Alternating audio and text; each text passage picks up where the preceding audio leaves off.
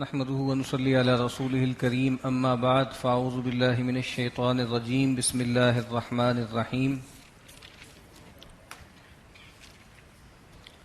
يا ايها الذين آمنوا لا تدخلوا بيوتا غير بيوتكم حتى تستأنسوا وتسلموا على اهلها۔ اب یہاں سے آگے مسلمانوں کی مجلسی زندگی اور خاص طور پہ ان کے جو گھر کی زندگی ہے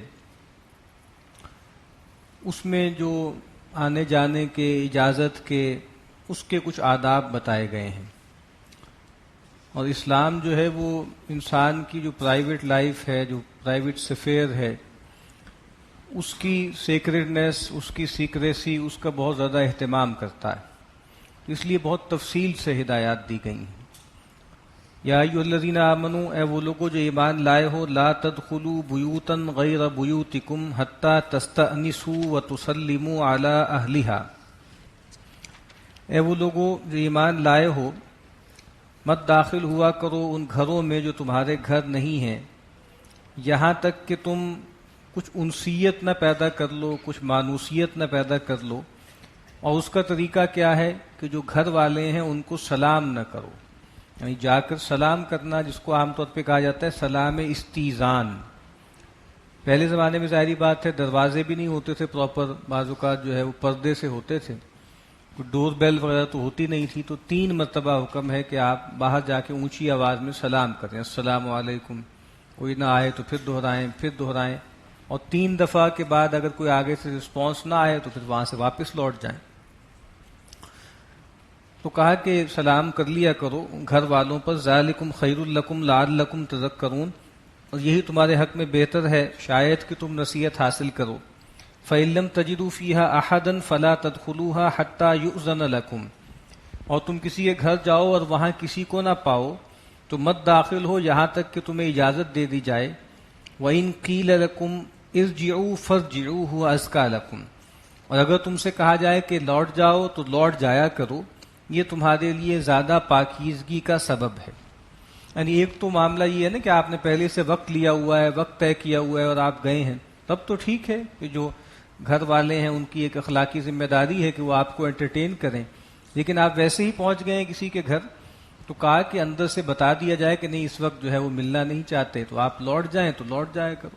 اور یعنی ایسے بے تکلف ماحول ہونا چاہیے تاکہ جو گھر والے ہیں ان کو بھی جھوٹ نہ بولنا پڑے، اور جو دوسرے لوگ ہیں جن کو بتایا جائے کہ وہ اس وقت ملنا نہیں چاہتے تو وہ لوٹ جائیں اور دل میں کوئی میل بھی نہ لائیں، یہ ان کے لیے زیادہ بہتر ہے، زیادہ پاکیزگی کا سبب ہے۔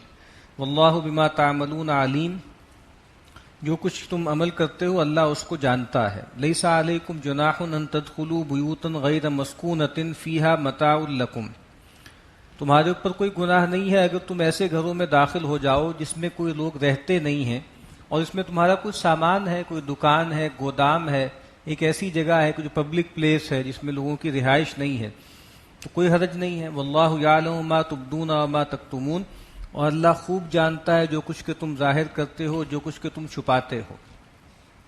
یعنی اگر تم نے دھوکہ دینا ہے، کسی کی پرائیویسی میں مخل ہونا ہے، کوئی ٹوہ لگانی ہے اور درانہ تم ایک دم کسی گھر میں داخل ہو جاؤ اور پھر بعد میں یہ عذر کرو اچھا میں تو سمجھا تھا کہ یہ کوئی پبلک پلیس ہے یا کوئی ایسی جگہ ہے جو سب کے لیے اوپن ہے، کہا کہ اللہ خوب جانتا ہے کہ جو تم ظاہر کرتے ہو، جو تم چھپاتے ہو۔ قل للمؤمنین یغضوا من ابصارہم ویحفظوا فروجہم، اے نبی اہل ایمان مردوں سے کہہ دیجئے کہ وہ اپنی نگاہیں نیچی رکھیں اور اپنی شرم گاہوں کی حفاظت کریں۔ یعنی اس طرح نہیں ہے کہ کہیں آپ جائیں اور وہاں پر نامحرم خواتین ہیں تو ان کو جو ہے وہ آپ گھورتے رہیں، اس میں اسٹیئر کریں، تو کہا کہ نگاہوں کو پست رکھیں، اور خاص طور پہ شہوت کی نگاہ ڈالنا، لذت کے لیے نگاہ ڈالنا یہ تو جائز نہیں ہے۔ نبی اکرم صلی اللہ علیہ وسلم نے سیدنا علی رضی اللہ تعالی عنہ سے فرمایا کہ لا تتبع نظرۃ نظرہ، ایک نظر کے بعد دوسری نظر خواہش سے مت ڈالو، فإنها لک الاولی ولیست لک الآخرہ، پہلی تو تمہارے حق میں ہے لیکن دوسری تمہارے خلاف جائے گی، اگر تم نے ارادتاً شہوت سے نگاہ کی تو اس پر وبال ہوگا تم پر۔ اور اپنی شرمگاہوں کی حفاظت کریں، اور خاص طور پہ لباس وغیرہ کا دھیان رکھیں کہ ضابطے کا لباس ہو، ڈھنگ کا لباس ہو، جو پوشیدہ اعضاء ہیں وہ اچھی طرح ڈھانپے ہوئے ہوں۔ ذالکم ازکیٰ لہم، ذالک ازکیٰ لہم، کہا کہ یہ ان کے لیے زیادہ پاکیزگی کا سبب ہے۔ ان اللہ خبیر بما یصنعون، بے شک جو کچھ یہ کرتے ہیں اللہ ان سے باخبر ہے۔ وَقُلْ لِلْمُؤْمِنَاتِ يَغْضُضْنَ مِنْ أَبْصَارِهِنَّ وَيَحْفَظْنَ فُرُوجَهُنَّ، اور اے نبی اہل ایمان عورتوں سے بھی کہہ دیجئے کہ وہ بھی اپنی نگاہیں پست رکھیں اور اپنی شرمگاہوں کی حفاظت کریں۔ وَلَا يُبْدِينَ زِينَتَهُنَّ إِلَّا مَا ظَهَرَ مِنْهَا، اور نہ ظاہر کریں اپنا سنگھار، اپنی زینت ظاہر نہ کریں مگر وہ جو آپ ہی ظاہر ہے، آپ ہی کھلی ہوئی ہے۔ اس سے مراد کیا ہے؟ الا ما ظہر منہا، اس میں ایک اختلاف ہے جو صحابہ سے چلا آ رہا ہے۔ وہ چیزیں جو کہا کہ عادتاً ظاہر ہوتی ہیں وہ تو ٹھیک ہیں، کھلی رہیں گی، اس سے مراد سیدنا عبداللہ ابن مسعود اور بہت سے صحابہ کے نزدیک وہ عورتوں کی چادر ہے یا لباس ہے یا ان کا جو قد بت ہے جو سب کے سامنے آتا ہی ہے، جس کو چھپانے کی کوئی صورت نہیں ہے۔ اور سیدنا عبداللہ ابن عباس رضی اللہ تعالی عنہما اور بہت سے صحابہ اور بہت سے بعد کے لوگ، ان کی رائے ہے کہ اس سے مراد وجہ اور کفین ہے، یعنی دونوں ہاتھ اور چہرہ، یعنی چہرہ بھی کھلا رکھا جا سکتا ہے، اور یہ سٹینڈرڈ اختلاف چلتا چلا آ رہا ہے۔ یہ اور بات ہے کہ بعد میں اکثر فقہا نے یہ بات کہی ہے کہ چونکہ دور جو ہے وہ فتنے کا ہے اور خرابی کا ہے، تو اس لیے بہت بہتر یہ ہے کہ بھئی چہرے کو بھی ڈھانپ کے رکھا جائے، اور خاص طور پہ گھر کی بات ہو رہی کہ نامحرم لوگوں کے سامنے کیا عورت آ سکتی ہے چہرہ کھلا رکھ کے، اس پہ اختلاف ہے۔ باقی گھر سے باہر جاتے وقت وہ، اور سورہ احزاب میں آئے گا کہ وہ اپنی چادروں کے پلو لٹکا لیا کریں۔ یہاں بھی مولانا شبیر احمد عثمانی علیہ رحمہ نے انہوں نے ترجیح دی ہے سیدنا عبداللہ ابن عباس کی رائے کو، لیکن باقی زیادہ تر آرتھوڈاکس رائے یہی ہے کہ نہیں، چہرہ بھی جو ہے وہ نامحرم مردوں کے سامنے جو ہے وہ نہیں کھولا جائے گا۔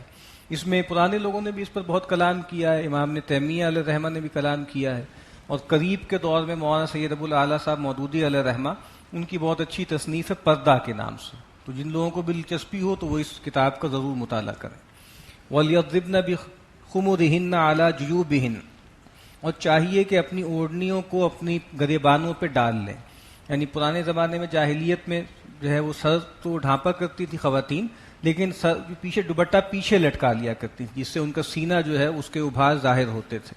وَلَا يُبْدِينَ زِينَتَهُنَّ، اور اپنا سنگھار نہ کھولیں، إِلَّا لِبُعُولَتِهِنَّ، مگر اپنے خاوندوں کے سامنے، او آبائِهِنَّ، یا اپنے باپ اور باپ دادا کے سامنے، او آبائی بعولتهن، یا خاوند کے جو باپ ہیں یعنی سسر ہیں اور خاوند کے دادا ہیں، او ابنائهن، یا اپنے بچوں یا پوتوں کے سامنے، او ابنائی بعولتهن، یا خاوند کے بیٹوں کے سامنے، او اخوانہن، یا اپنے بھائیوں کے سامنے، او بنی اخوانہن، یا بھتیجوں کے سامنے، او بنی اخواتہن، یا اپنے بھانجوں کے سامنے۔ اور کچھ رشتوں کا تذکرہ یا نہیں ہے اس میں، ماموں کا تذکرہ نہیں ہے، چچا تایا کا تذکرہ نہیں ہے، وہ بھی شامل ہیں اس میں۔ او نسائہن، یا اپنی عورتوں کے سامنے، یعنی یہاں زینت کا مطلب کیا ہے کہ بھئی وہ جو مرد جن کے سامنے عورت جو ہے وہ کھلے منہ کے ساتھ آ سکتی ہے، باقی جسم تو وہاں بھی ڈھپا ہوا ہوگا، ظاہری بات ہے کہ وہ جو چیز ہے جس کو سطر کہتے ہیں، وہ سطر کا اہتمام تو سب کے ساتھ کیا جائے گا، اور بس سطر جو ہے وہ تو صرف عورت جو ہے شوہر کے سامنے کھلے گا، یا کسی علاج معالجے کے لیے ایمرجنسی صورتحال میں کھلے گا، یا اپنی عورتوں کے سامنے۔ اپنی عورتوں سے مراد کچھ لوگوں نے کہا ہے کہ اس سے مراد مسلمان عورتیں ہیں، اور کچھ لوگوں نے کہا ہے کہ نہیں، غیر مسلم عورتوں کے سامنے بھی خواتین آ سکتی ہیں کھلے چہرے کے ساتھ اور عام لباس کے ساتھ۔ یہاں اس سے مراد یہ کہ اپنی جو اعتماد کی خواتین ہیں، وہ خواتین کے جو بری خواتین ہوتی ہیں، آ کے جو ہے خرابی فتنے پھیلاتی ہیں، ان کے سامنے بھی اس طریقے سے کھلے عام ظاہر نہ ہوں۔ او ما ملکت ایمانہن، یا جو ان کے ملک یمین ہیں، اور اس میں ظاہری بات ہے کہ لونڈیاں تو ہیں ہی، لیکن ایک رائے کے مطابق غلاموں کے سامنے بھی عورتیں آ سکتی ہیں۔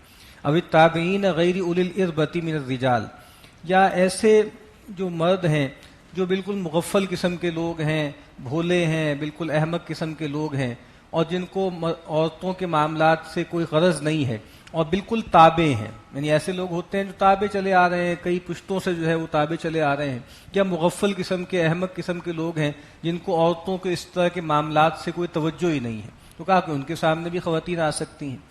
او الطفل الذین لم یظہروا علی عورات النساء، یا وہ بچے کہ جن کے سامنے ابھی عورتوں کے بھید، ان کے معاملات ظاہر نہیں ہیں، جن کے سامنے ابھی ظاہری بات ہے وہ جنسی معاملات واضح نہیں ہیں، تو ان کے سامنے بھی وہ نہ آئیں۔ یہ اور بات ہے کہ اب ظاہری بات ہے جو بلوغت کے معاملات ہیں اس میں بہت تیزی سے تبدیلی آتی چلی جا رہی ہے۔ ایک لائف سپین میں ہم نے بہت زیادہ فرق دیکھا ہے یعنی ہمارے ہاں جو یعنی 10-15 سال کے بچے ہوتے تھے، اور اب جو ہے زیادہ اس میں فرق نہیں، وقت اتنا گزرا نہیں ہے، لیکن فرق بہت زیادہ پیدا ہو گیا ہے. اور اب ظاہری بات ہے کہ جتنی زیادہ ایک ویزیبلٹی ہے اور جس طرح کا امیج کلچر ہے، اس میں بہت چھوٹی عمر میں بھی بچوں کے ہاں بہت سی خرابی کی صورتیں پیدا ہو جاتی. نیل پوسٹ مین ایک بہت بڑا تھیورسٹ ہے میڈیا کا، اس کی ایک کتاب ہے، اس کا نام ہی ہے the disappearance of childhood. Childhood disappearance ہو گیا ہے. اس نے کہا کہ ٹی وی کے آنے کے بعد چائلڈہڈ ختم ہو گیا ہے. پہلے یہ ہوتا تھا کہ آپ بچوں کو کیا پڑھنا ہے، کیا دیکھنا ہے، وہ متعین ہوتا تھا کہ بچے ہیں یہ اس عمر میں 3 سے 5 سال تک بچے اس طرح کی کتابیں پڑھیں گے، اس کے بعد اس طرح کی کتابیں پڑھیں گے، پھر اس طرح کی کتابیں پڑھیں گے. تو ایک خاص طریقے سے ان کے اندر کا ایک بھول پن اور انوسینس جو ہے وہ باقی رہتی تھی. لیکن اب ٹی وی جب سے آیا ہے تو ایک ایسا آلہ ہے کہ آپ دیکھیے کہ کنسیپشن سے ہی گویا اس کے اثرات بچے پہ پڑنا شروع ہو جاتے ہیں. اور پھر جب وہ بچہ پیدا ہوتا ہے، پنگھوڑے میں ہے، کاٹ میں ہے، وہ بھی وہیں پر ہے، وہیں پہ ٹی وی چل رہا ہے، اور جیسے وہ دیکھتا چلا جا رہا ہے، 1 سال کا، 2 سال کا، 3 سال کا، اور والدین بیٹھے ہوئے ہیں اور وہ اور ڈرامے دیکھ رہے ہیں اور طرح کے سین دیکھ رہے ہیں، اور وہ خیال کر رہے ہیں کہ ہم تو ایڈلٹس ہیں، ہم تو دیکھ سکتے ہیں، لیکن وہ بچہ بھی ساتھ شامل ہے، وہ بھی اس کو دیکھ رہا ہے. تو اب وہ انوسینس ختم ہوتی جا رہی ہے اور بہت جلدی جیسے بچے خاص لحاظ سے بالغ ہوتے جا رہے ہیں. تو کہا کہ وہ بچے جن پر ابھی جو ہے پوشیدہ معاملات عورتوں کے ظاہر نہیں ہوئے، ان کے سامنے بھی جو ہے وہ خواتین آ سکتی ہیں. وَلَا يَضْرِبْنَ بِأَرْجُلِهِنَّ، اور چاہیے یہ کہ اپنے پاؤں زمین پہ زور سے نہ ماریں. لِيُعْلَمَ مَا يُخْفِينَ مِنْ زِينَتِهِنَّ، تاکہ جو چھپائی گئی ہے زینت ان میں وہ ظاہر ہو جائے. یعنی پاؤں میں کوئی زیور پہنا ہوا ہے، کوئی پازیب پہنی ہوئی ہے، تو اس کو بھی پاؤں کو بھی زور سے نہ ماریں، تو اس سے بھی ظاہری بات ہے کچھ لوگوں میں خرابی پیدا ہو سکتی ہے. وَتُوبُوا إِلَى اللَّهِ جَمِيعًا، اور اے لوگو تم سارے کے سارے اللہ کی جناب میں توبہ کرو، رجوع کرو، اے اہل ایمان، لعلکم تفلحون، ایھا المؤمنون لعلکم تفلحون، اے اہل ایمان تاکہ تم فلاح پاؤ. وَأَنكِحُوا الْأَيَامَ مِنكُمْ وَالصَّالِحِينَ مِنْ عِبَادِكُمْ وَإِمَائِكُمْ، اور دیکھو جو تم میں سے بے نکاحیں ہوں، یعنی عورتیں ہوں یا مرد ہوں، اور والصالحین من عبادکم و امائکم، اور جو تمہارے نیک ہوں، قابل ہوں، غلام اور لونڈلیاں، ان کے نکاح کر دیا کرو. یعنی دین یہ نہیں چاہتا کہ زیادہ جو ہے وہ بغیر نکاح کے لوگ رہیں، چاہے پہلی مرتبہ نکاح نہ کریں، یا یہ ہے کہ کہیں طلاق ہو گئی ہے کسی خاتون کو، یا شوہر جو ہے فوت ہو گیا ہے، یا بیوی فوت ہو گئی ہے، یا خلا ہو گئی ہے، تو کہا کہ مرد اور عورتیں ان کے نکاح کر دیا کرو. نبی اکرم صلی اللہ علیہ وسلم نے بھی نوجوانوں سے کہا ہے کہ یا معاشر الشباب من استطاع منکم الباءۃ فلیتزوج، جو کوئی بھی تم میں سے صلاحیت رکھتا ہے تو اس کو چاہیے کہ وہ نکاح کر لے. فإنہ اغض للبصر واحسن للفرج، کہ اس سے نگاہ زیادہ پاکیزہ رہتی ہے اور شرمگاہ کی بھی حفاظت زیادہ رہتی ہے. اور فمن لم یستطع فعلیکم بالصوم، اور جو اس کی استطاعت نہیں رکھتا تو وہ روزے رکھے. فإنہ لہ وجا، کہ اس سے اس کے اندر کی جو شہوت ہے وہ ٹوٹتی رہے گی. تو نکاح کی ترغیب دلائی ہے، اور نکاح بیوگان اور جو متعلقہ خواتین ہیں کہا گیا ہے کہ ان کے نکاح کرو، اور کہا کہ لونڈیوں غلاموں کے بھی نکاح کر لیا کرو اگر تم ان میں صلاحیت پاؤ، اگر تم یہ دیکھو کہ یہ گھر در کی ذمہ داری اٹھا سکتے ہیں. ان یکونوا فقراء یغنیہم اللہ من فضلہ، اگر تم فقیر ہو تو اللہ تعالیٰ اپنے فضل سے تمہیں غنی کر دے گا. بعض اوقات جو ہے اس تنگ دستی کے اندیشے سے نکاح کرنے سے نہ رکو، ہو سکتا ہے کہ اسی کے ذریعے اللہ تعالیٰ تمہارے لیے رزق کی راہیں کھول دے. واللہ واسع علیم، اور اللہ بہت کشائش والا، بہت علم والا ہے. وَلْيَسْتَعْفِفِ الَّذِينَ لَا يَجِدُونَ نِكَاحًا حَتَّى يُغْنِيَهُمُ اللَّهُ مِنْ فَضْلِهِ، اور کہا کہ وہ لوگ کہ جو نکاح کی مقدرت نہیں رکھتے ان کو چاہیے کہ عفت مآبی اختیار کریں، اپنی شرم و حیا کی حفاظت کریں، یہاں تک کہ اللہ ان کو اپنے فضل سے غنی کر دے. وَالَّذِينَ يَبْتَغُونَ الْكِتَابَ مِمَّا مَلَكَتْ أَيْمَانُكُمْ فَكَاتِبُوهُمْ إِنْ عَلِمْتُمْ فِيهِمْ خَيْرًا، اور تمہارے ملک یمین میں سے جو تم سے مکاتبت کرنا چاہیں تو ان سے مکاتبت کر لو اگر تم ان میں خیر دیکھو، صلاحیت دیکھو.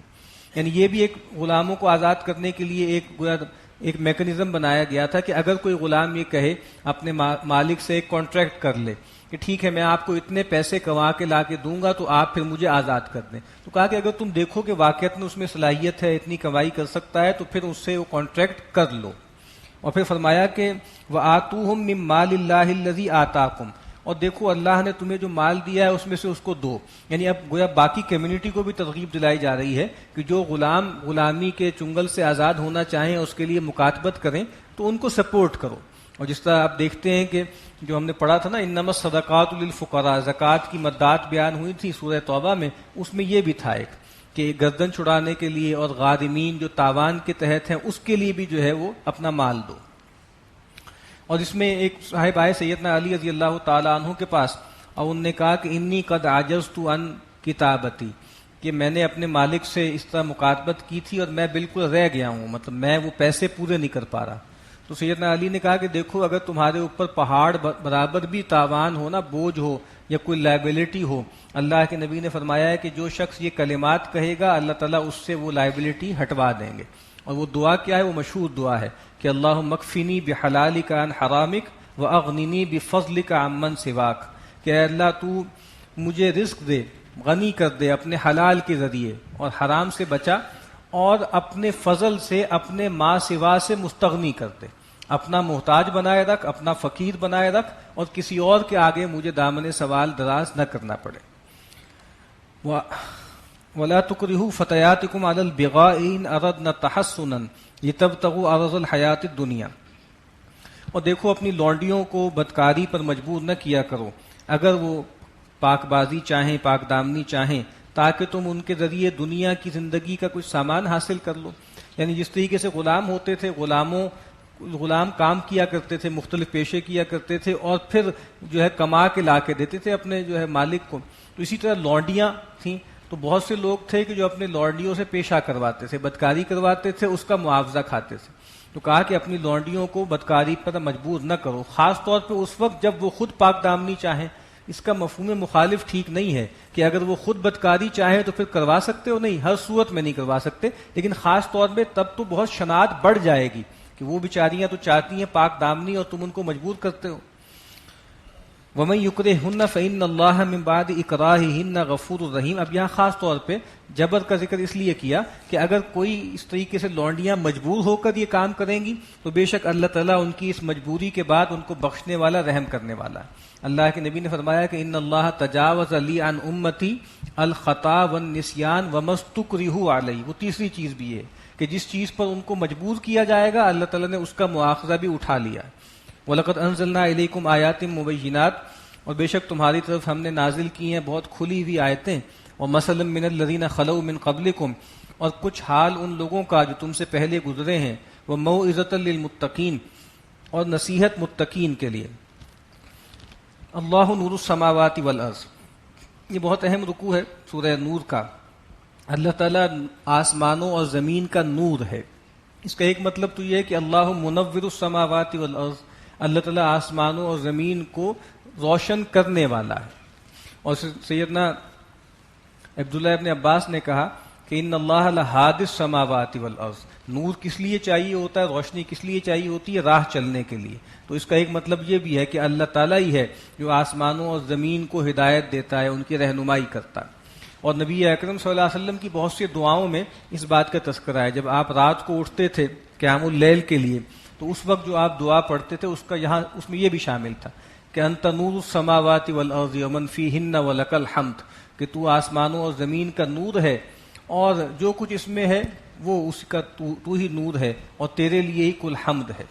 اسی طریقے سے نبی اکرم صلی اللہ علیہ وسلم کی دعا جو طائف سے واپسی پہ آپ نے استغاثہ کیا تھا، اس میں یہ الفاظ بھی ہیں، اعوذ بنور وجہک الذی اشرقت لہ الظلمات، کہ میں پناہ طلب کرتا ہوں تیرے چہرے کی ضیاء سے کہ جس نے تمام اندھیروں کو دور کر دیا۔ اور مستدرک حاکم کی اور امام احمد بن حنبل کی یہ روایت ہے کہ ان اللہ خلق خلقہ فی ظلمۃ، اللہ تعالیٰ نے مخلوقات کو پیدا کیا تو اندھیرا تھا، ہر طرف اندھیرا تھا، ثم القى علیہم من نورہ، پھر اللہ تعالیٰ نے ان پر اپنے نور کو ڈالا، فمن اصابہ من نورہ یومئذ اہتدی ومن اخطاہ ضل، تو اس دن جس پر اللہ کا نور جا پڑا وہ ہدایت یافتہ ہو گیا، اور جس سے وہ نور چوک گیا وہ گمراہ ہو گیا، گمراہی کی راہ اس نے اختیار کر لی۔ تو کہا کہ اللہ نور السماوات والارض، اس کا مطلب یہ بھی ہے کہ اس کائنات کی کوئی معنویت نہیں ہے، اس کائنات کی کوئی مقصدیت نہیں ہے اگر آپ اللہ تعالیٰ کو اس میں سے مائنس کر دیں۔ اگر آپ یہ مان لیں کہ بس یہ کائنات یہی ہے جو ہے، ایک کلوز سسٹم ہے اور بس جو کچھ ہے وہ یہیں پر ہے اور اس کو کوئی بنانے والا نہیں ہے، اور بنانے کے بعد اس کو ختم کر کے لوگوں کو دوبارہ سے جو ہے وہ کھڑا نہیں کرے گا، حساب نہیں کرے گا، تو پھر اس میں کوئی چیز آپ کو صحیح جگہ پہ نظر نہیں آئے گی۔ پھر واقعی ایسا ہے کہ یہ تو کسی کھلنڈرے کا کھیل ہے اور کسی رام کی لیلا ہے، کیونکہ اس دنیا میں مورل لا اپلیکیبل نہیں ہے۔ اس دنیا میں لوگ ظلم کرتے ہیں، زیادتیاں کرتے ہیں، مار پیٹ کرتے ہیں اور مزے کرتے ہیں، اور اس دنیا میں لوگ انصاف پہ چلتے ہیں، حلال پہ اکتفا کرتے ہیں، دین کی دعوت دیتے ہیں اور پھٹے حالوں میں رہتے ہیں۔ پھر یہ سب ایبسرڈ ہے، کچھ سمجھ میں نہیں آئے گا آپ کو جب تک کہ آپ یہ نہ مانیں کہ اللہ نے اس کو بنایا ہے، کائنات کو ایک بامقصد تخلیق ہے، اللہ اس کو ختم کرے گا اور ہر چیز آخرت میں ریکنسائل ہو جائے گی۔ اس کے بغیر اس کائنات کی سمجھ آپ کو نہیں آ سکتی۔ تو یہ مطلب بھی ہے اللہ نور السماوات والارض مثل نورہ کمشکات فیہا مصباح، مثل نورہ اس کے نور کی مثال، سیدنا عبداللہ ابن عباس کہتے ہیں مثل نورہ فی قلب المومن، مومن کے دل میں اس کی نور کی مثال یہ ہے۔ یہ سیدنا ابی ابن کعب کہتے ہیں مثل نور من آمن بہ، کہ اس کی نور کی مثال اس شخص میں ہے جو ایمان لاتا ہے۔ اب ایک بندہ مومن کی مثال ہے، پہلے آسمان زمین کا تذکرہ تھا، اب مومن کی بات کہ مومن کے اندر بھی اللہ نے ایک نور رکھا ہے، اور وہ کیا ہے، اس کی مثال کیسے ہے؟ کمشکات فیہا مصباح، جیسے ایک تاک ہے جس میں ایک چراغ ہے، المصباح فی زجاجہ، اور وہ جو چراغ ہے وہ ایک شیشے میں ہے، الزجاجۃ کانہا کوکب دری یوقد من شجرۃ مبارکۃ زیتونۃ لا شرقیۃ ولا غربیہ، اور وہ شیشہ ایسے ہے جیسے ایک چمکتا ہوا ستارہ، اور اس جو زیتون ہے جس کا یہ تیل ہے اس کو جو ہے وہ جلتا ہے، اس کو لیا گیا ہے ایک بابرکت درخت سے، زیتونہ جو زیتون کا ہے، لا شرقیت ولا غربیہ، جو نہ مشرقی ہے نہ مغربی ہے، یکاد زیتھا یضیء، اور اس زیتون کے درخت سے جو تیل حاصل ہوتا ہے وہ اتنا پیور ہے کہ قریب ہے کہ وہ تیل روشن ہو جائے، ولو لم تمسسہ نار، اگرچہ اس کو آگ نے چھوا بھی نہ ہو، اتنا پیور تیل ہے وہ کہ ابھی گویا دیا سلائی اس تک پہنچی بھی نہیں ہے اور وہ بھڑک اٹھنے کو تیار ہے۔ نور علی نور، ایک نور کے اوپر ایک دوسرا نور ہے، یہدی اللہ لنورہ من یشاء، اللہ تعالیٰ اپنے نور کی طرف رہنمائی کرتا ہے جس کو چاہتا ہے، ویضرب اللہ الامثال للناس، اور اللہ تعالیٰ مثالیں بیان کرتا ہے لوگوں کے لیے، واللہ بکل شیء علیم، اور اللہ تعالیٰ ہر چیز کا علم رکھتا ہے۔ اب یہاں مثال دی گئی انسان کے دل کی، جیسے آپ دیکھیے نا کہ یہ جو ہمارا پنجر ہے، یہاں پہ جو پسلیاں ہیں، جیسے یہ ایک تاک کی طرح ہے، اور اس کے اندر جیسے ایک چراغ ہے، اور چراغ کی جیسے ایک جس طرح لالٹین ہوتی ہے نا، اس کے اوپر ایک شیشہ ہوتا ہے اور شیشے کے اندر ایک دیا ہوتا ہے، تو دل ہے، اور دل کے اندر جیسے اللہ نے وہ لو روشن کی ہے توحید کی۔ اب جس طرح قرآن مجید کہتا ہے کہ وہ جو شیشہ دل ہے، ہمارے یہاں استعارہ استعمال بھی ہوتا ہے شاعری میں، جس آدمی نے اس شیشے کو صاف رکھا، صاف شفاف رکھا، وہ کامیاب ہو گیا۔ قد افلح من زکاہا، جس نے اس کو مانچ دیا، بالکل پیور رکھا، وہ کامیاب ہو گیا۔ وقد خواب من دساہا، اور ناکام ہو گیا جس نے اس کو خاک آلود کر دیا، اس پر مٹی کا لیپ کر دیا۔ اب مثال کیا ہے کہ شیشہ دل ہے، اس کے اندر اللہ نے نور فطرت رکھا ہے، اپنی معرفت رکھی ہے، وہ چراغ رکھا ہے۔ اب کیا ہو رہا ہے کہ وہ چراغ اندر موجود ہے، اور خارج سے ایک سورج نکلتا ہے، آفتاب نبوت پہ سامنے آتا ہے۔ اب جس آدمی نے اپنے اندر کے چراغ کو زندہ رکھا تھا اور وہ جو شیشہ دل تھا اس کو پاک رکھا تھا، اب کیا ہوتا ہے کہ اندر کی روشنی باہر جا سکتی ہے، باہر کی روشنی اندر آ سکتی ہے۔ باہر سے وہ آفتاب آیا، اندر وہ نور زندہ ہے، تو وہ نور سے جا ملا، نور علی نور۔ ایک نور آپ لے کر پیدا ہوئے تھے، نور فطرت، اور ایک نور وحی، نور نبوت خارج سے آ گیا۔ تو اب کیا ہوا کہ جیسے ہارمنی پیدا ہو گئی، ریزوننس پیدا ہو گئی، فریکوینسی میچ کر گئی۔ تو یہ وہ لوگ ہیں کہ جو اپنے نور کی حفاظت کرتے ہیں۔ مثلا سیدنا ابوبکر صدیق ہے رضی اللہ تعالیٰ عنہ، وہ حنفاء میں سے تھے، انہوں نے کبھی شرک نہیں کیا، کبھی کوئی بدکاری نہیں کی، وہ بالکل پاک پیور، ان کا وہ چراغ بھی تھا اور وہ شیشہ بھی تھا۔ تو جیسے ہی وحی نبوت آئی ہے، جیسے ہی آفتاب نبوت آیا ہے، تو ایک لمحہ نہیں لگا ان کو رسول اللہ صلی اللہ علیہ وسلم پر ایمان لانے۔ یہی چراغ ابو لہب کو، ابو جہل کو بھی دیا گیا تھا، لیکن اس نے کیا کیا؟ اس نے اس کی ناقدری کی، اس کو بدکاری کے ذریعے، شرک کے ذریعے خاک آلود کر دیا، اب مٹی کا لیپ ہو گیا ہے۔ آفتاب نبوت تو ان پر بھی طلوع ہوا تھا نا، لیکن وہ قبول نہیں کر سکے۔ اس سے یہ بات واضح ہو جاتی ہے کہ یہ فرق کیوں ہوتا ہے، مخاطبین میں اتنا تفاوت کیوں ہے کہ ایک ابو جہل بن گیا اور ایک جو ہے ابو بکر صدیق بن گیا، اس کا سبب یہی ہے کہ ایک نے اپنے پوٹینشل کی، اپنے اندر کے نور کی حفاظت کی، ایک نے اس کو ضائع کر دیا۔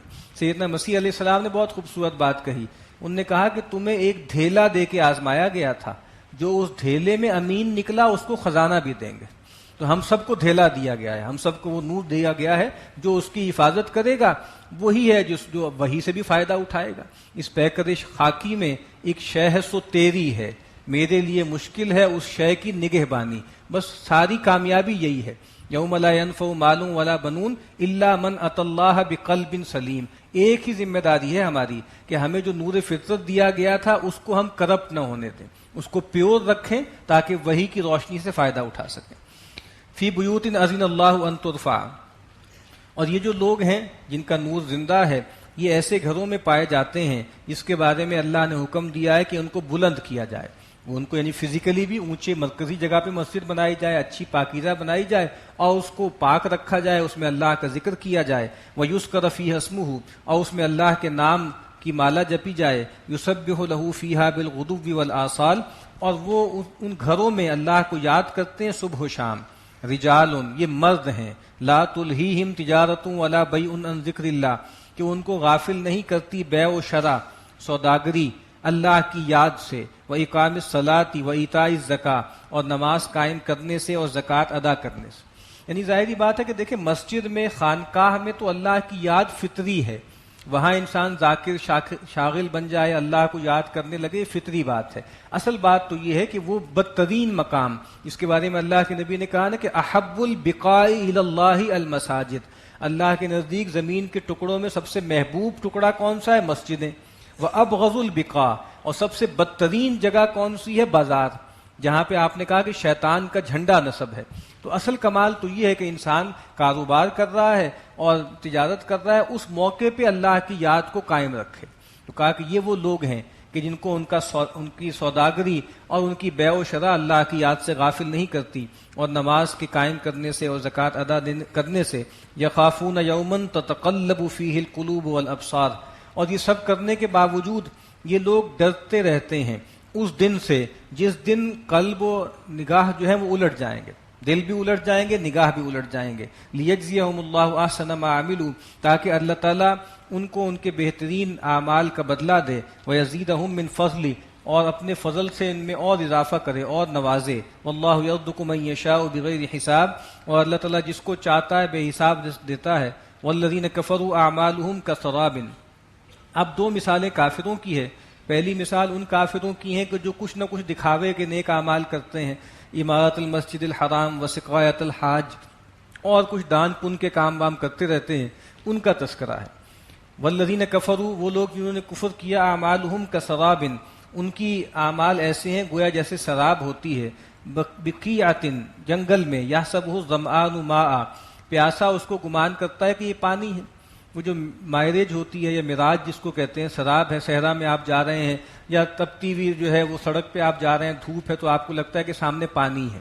تو کہا کہ ان کو لگتا ہے کہ جیسے ان کے اعمال بھی سراب کی طرح ہیں جس کی کوئی حقیقت نہیں ہے، اور پیاسا خیال کرتا ہے کہ وہاں پانی ہے۔ حتی اذا جاءہ لم یجدہ شیئا، یہاں تک کہ جب وہ وہاں پہنچتا ہے تو وہاں کسی چیز کو نہیں پاتا۔ ووجد اللہ عندہ، اور وہاں اللہ کو وہاں پائے گا۔ فوفاہ حسابا، تو اللہ تعالیٰ اس کا حساب پورا لے لیں گے، یعنی وہ یہ سمجھے گا کہ میں نے بہت سے نیکی کام کیے ہیں، بہت سی چیریٹی کی ہے، بہت سے اچھے کام کیے ہیں، لیکن کہا کہ وہ سب سراب ثابت ہوں گے اور آخرت میں کچھ اس کے ہاتھ نہیں آئے گا، جو ہم پیچھے پڑھ چکے ہیں نا، کَرَمَادٍ اشْتَدَّتْ بِهِ الرِّيحُ فِي يَوْمٍ عَاصِفٍ، وہ راکھ کی طرح ہوں گے ان کے اعمال جس کو ہوا اڑاتی پھرے گی۔ واللہ سریع الحساب، اور اللہ تعالیٰ بہت جلد حساب لینے والا ہے۔ او کظلمات فی بحر اللجی یغشاہ موج من فوقہ موج من فوقہ سحاب، یا جیسے اندھیرے ہیں گہرے سمندر میں، یغشاہ موج من فوقہ موج من فوقہ سحاب، ایک لہر کے اوپر دوسری لہر چڑھی آتی ہے اور اس کے اوپر بادل ہیں، یعنی اندھیری شب ہے اور کوئی جو ہے چاند بھی نہیں ہے، اوپر بادل ہیں، اور جو ہے وہ اس کے بعد رات بھی ہے، اور پھر بہت تاریکی ہے پانی کی، انتہائی جو ہے وہ تاریکی کا منظر ہے۔ ظلمات بعضها فوق بعض، اندھیرے ہیں ایک کے اوپر دوسرے۔ اذا اخرج یدہ لم یکد یراہا، اگر وہ اپنا ہاتھ نکالے تو ہاتھ کو ہاتھ سجھائی نہ دے، اس کو اپنا ہاتھ بھی دکھائی نہ دے۔ ومن لم یجعل اللہ لہ نورا فما لہ من نور، اور جس کو اللہ تعالیٰ ہی نور نہ دیں تو اس کے لیے پھر کہاں سے نور ہوگا، کہاں سے روشنی ہوگی۔ یہ وہ کافر ہے جو دکھاوے کے بھی کوئی نیک اعمال نہیں کرتا، بس جس کے بارے میں ہم سورہ کہف میں پڑھ آئے ہیں نا، الذین ضل سعیہم فی الحیاۃ الدنیا، الم تر ان اللہ یسبح لہ من فی السماوات والارض والطیر صافات، کیا تم نے دیکھا نہیں کہ اللہ ہی کی تسبیح بیان کر رہی ہے ہر وہ چیز جو آسمانوں میں ہے اور ہر وہ چیز جو زمین میں ہے، والطیر صافات، اور اڑتے ہوئے پرندے بھی جو اپنے پر کھولے اڑ رہے ہیں وہ بھی اللہ کی تسبیح بیان کرتے ہیں۔ کل قد علم صلاتہ و تسبیحہ، ہر چیز جو ہے ہر ایک نے جان لی ہے، اپنی نماز بھی اور اپنی تسبیح بھی، اپنا وظیفہ بھی۔ ہر مخلوق کو اللہ نے جو کام ذمہ لگایا ہے وہ زبان حال سے بھی زبان قال سے بھی اللہ کی تسبیح بیان کر رہی ہے۔ واللہ علیم بما یفعلون، اور جو کچھ کہ تم عمل کرتے ہو اللہ اس کو دیکھ رہا ہے، اس کو جانتا ہے۔ وَلِلَّهِ مُلْكُ السَّمَاوَاتِ وَالْأَرْضِ، اور اللہ ہی کی بادشاہت ہے آسمانوں میں بھی اور زمین میں بھی۔ وَإِلَى اللَّهِ الْمَصِيرُ، اور بے شک اللہ ہی کی طرف سب کو لوٹ کے جانا ہے۔ أَلَمْ تَرَ أَنَّ اللَّهَ يُزْجِي سَحَابًا، کیا تم نے دیکھا نہیں کہ اللہ تعالیٰ ہانک کر لے کر آتا ہے بادل کو، ثُمَّ يُؤَلِّفُ بَيْنَهُ، پھر اللہ ان کی تالیف کر دیتا ہے، ان کو آپس میں ملا دیتا ہے۔ ثُمَّ يَجْعَلُهُ رُكَامًا، پھر اللہ ان کو تہ بتہ لگاتا ہے۔ فَتَرَى الْوَدْقَ يَخْرُجُ مِنْ خِلَالِهِ، اور پھر تم دیکھتے ہو کہ ان کے درمیان سے اللہ تعالیٰ جو ہے وہ میہ برسا دیتا ہے۔ وَيُنَزِّلُ مِنَ السَّمَاءِ مِنْ جِبَالٍ فِيهَا مِنْ بَرَدٍ، اور پھر اللہ تعالیٰ اتارتا ہے آسمان میں سے جو پہاڑوں جیسے بادل ہیں ان میں سے اللہ تعالیٰ اولے برساتا ہے۔ فَيُصِيبُ بِهِ مَن يَشَاءُ وَيَصْرِفُهُ عَن مَن يَشَاءُ، اور جس کو چاہتا ہے جن اولوں کو جس پہ چاہتا ہے برساتا ہے اور جس سے چاہتا ہے پھیر دیتا ہے۔ یکاد ثنا برقہ یذہب بالابصار، اور وہ جو اس بادل کی جو کڑک ہے، بجلی کی کوند ہے، لگتا ہے کہ جیسے تمہاری آنکھوں کو اچک لے جائے گی۔ یقلب اللہ اللیل والنہار، اللہ تعالیٰ عدلتا بدلتا رہتا ہے دن رات کو۔ ان فی ذلک لعبرۃ لاولی الابصار، بے شک اس میں نگاہ والوں کے لیے، بصیرت والوں کے لیے بڑی عبرت ہے۔ واللہ خلق کل دابۃ من ماء، اور بے شک اللہ تعالیٰ نے ہر چوپائے کو پانی سے پیدا کیا۔ جو کچھ بھی ہے، چاہے وہ نطفہ ہے، نطفہ بھی جس خوراک سے بنتا ہے وہ الٹیمیٹلی زمین سے آتی ہے، زمین کی رویدگی پانی سے میسر آتی ہے۔ فمنہم من یمشی علی بطنہ، تو ان چوپایوں میں سے کچھ وہ بھی ہیں، جانداروں میں سے وہ بھی ہیں جو پیٹ کے بل چلتے ہیں، جو ریپٹائلز ہیں، مچھلی ہے اور جو رینگنے والے جانور ہیں۔ ومنہم من یمشی علی رجلین، اور وہ بھی ہیں جو دو پاؤں پہ چلتے ہیں، انسان ہیں، بہت سے پرندے ہیں، شتر مرغ ہے، بندر ہیں، چمپینزی ہیں۔ ومنہم من یمشی علی اربع، اور وہ بھی ہیں جو چار پاؤں پہ چلتے ہیں، ان چوپائے ہیں جو عام طور پہ ہوتے ہیں۔